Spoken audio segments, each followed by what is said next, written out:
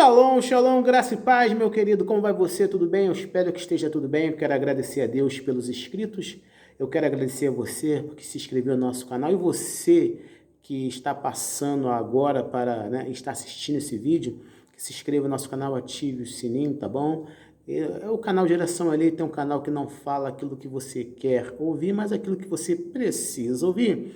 E eu quero hoje falar sobre um tema muito importante que fala sobre o peso ou o dano que o pecado oculto ele traz, tanto para a pessoa ou tanto para a congregação.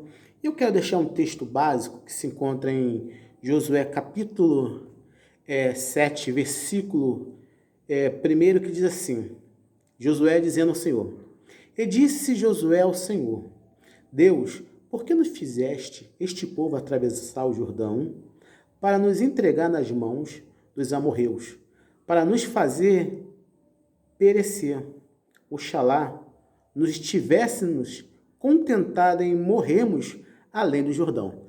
Então, o que aconteceu? Isso é um tema, um pedaço da história que quando o povo de Israel invade Jericó, né? E ali ele destrói todo mundo, menos a Raabe e a sua família, mas um dos soldados, ele pega aquilo que não era para pegar, porque o Senhor falou para destruir tudo a fogo, né? Ele pega a capa babilônica, pega alguns pertences de ouro e prata e esconde na sua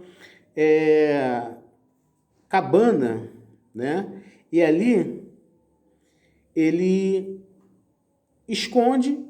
Josué manda 3.000 homens à cidade de Ai para destruí-la, só que aqueles homens tomaram um piau e saíram correndo, morreram muitos, né? E Josué, ele fica desolado, ele fala, Senhor, o que está acontecendo? O que vai ser do seu nome, Senhor? O que os outros povos vão saber? Sabendo disso, o que vai ser? Tipo assim, Senhor, o teu nome que está em jogo?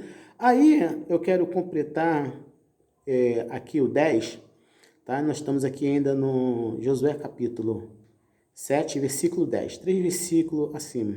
Respondeu o Senhor a Josué, levanta-te, porque estás assim prostrado com o rosto em terra. Aí o 11 vai dizer assim, ó, Israel pecou, e eles transgrediram o meu pacto, que ele tinha ordenado.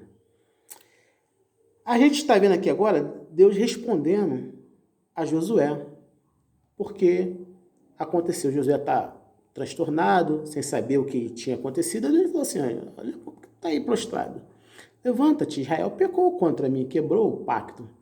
E hoje eu quero falar sobre algumas coisas que trazem tanto a vida, dano à vida de quem oculta algum pecado, e danos contra aquelas pessoas e a comunidade, né? Ou a igreja, o corpo de Cristo. Quando falo igreja, eu falo do corpo de Cristo. A Bíblia diz para que nós confessamos nossas transgressões uns aos outros. Mas a pergunta é, para quem confessar? Para quem falar? Para quem se expressar? Será que a pessoa que vai ouvir a confissão de algum irmão está preparado espiritualmente, psicologicamente para ouvir? Porque na realidade, meu querido, poucas pessoas, deixa eu refrisar essa palavra, ninguém não, poucas pessoas estão preparadas para ouvir uma confissão de pecado. Não que o pecado ele tenha que ficar oculto, se você está me entendendo, mas poucas pessoas têm a maturidade espiritual e física para ouvir uma pessoa sem julgá-la o ato da pessoa, mas se colocando no lugar, mas depois dando veredito, ajudando tal pessoa espiritualmente. Você está me entendendo? Porque veja bem, uma pessoa chega e ele cometeu um pecado. Eu não vou aqui citar pecados, só vou citar um só depois, tá? Citar pecados. E a gente olha e fala, tá fedendo esse pecado, meu Deus. Que Isso. Nossa, eu não posso ouvir.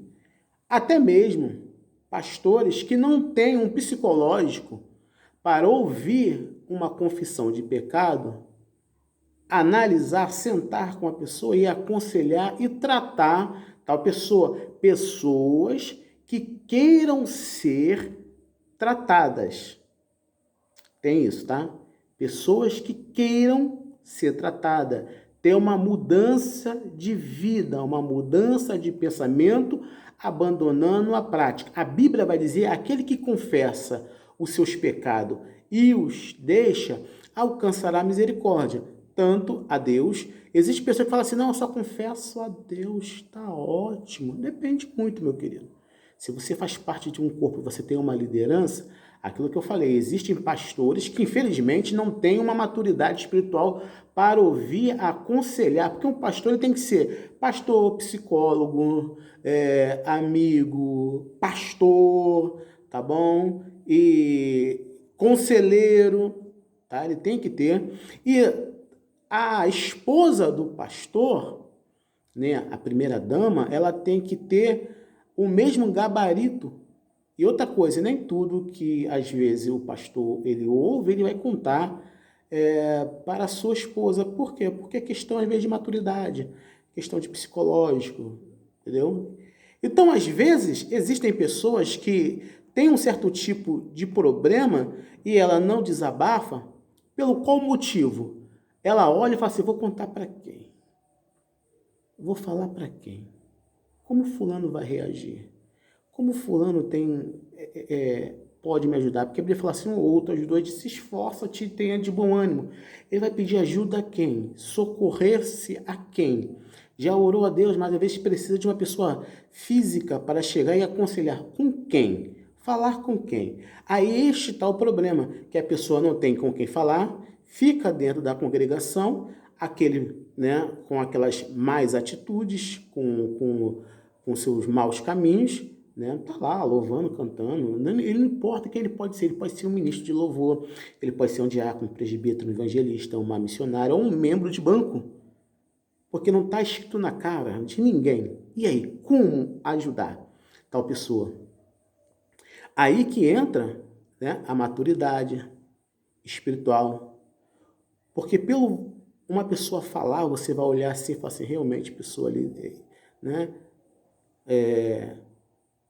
pode me ajudar. Ela não vai abrir, chegar e falando, mas ela vai, né, começando a falar algumas coisas, algumas situações. Eu conheço alguém, e como tu faria?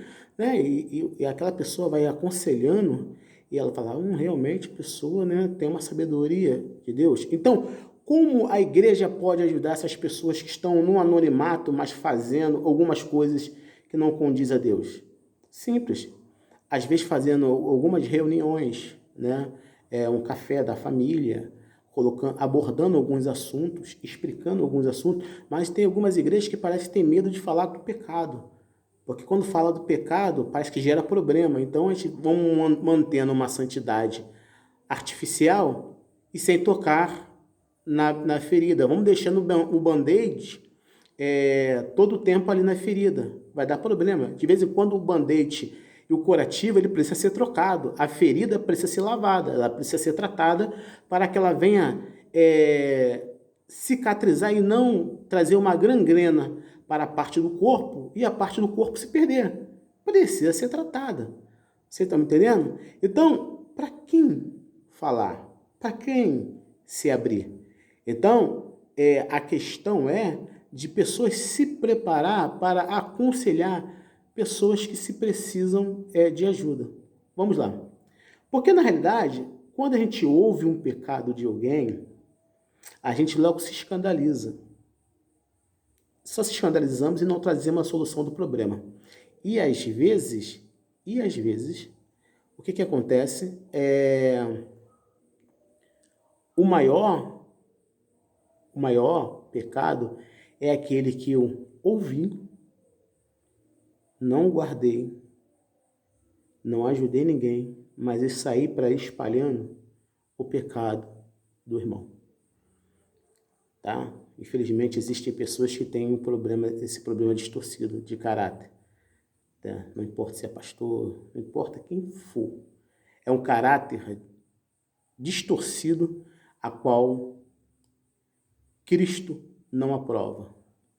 Tem bem um ditado popular que diz assim: bem ajuda aquele que não atrapalha. Tá bom? Porque quando você espalha uma confissão de alguém que chegou até você e contou, você não está ajudando. Ao contrário, você está escandalizando o reino dos céus. Então, você está escandalizando o reino, está escandalizando a igreja. E na realidade, as pessoas vão falar assim: fulano, não conte nada para ele, porque ele é um fofoqueiro.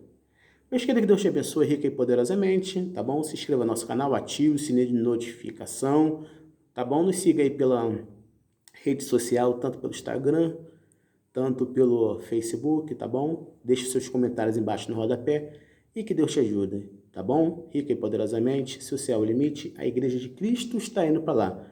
Shalom, Adonai, graça e paz.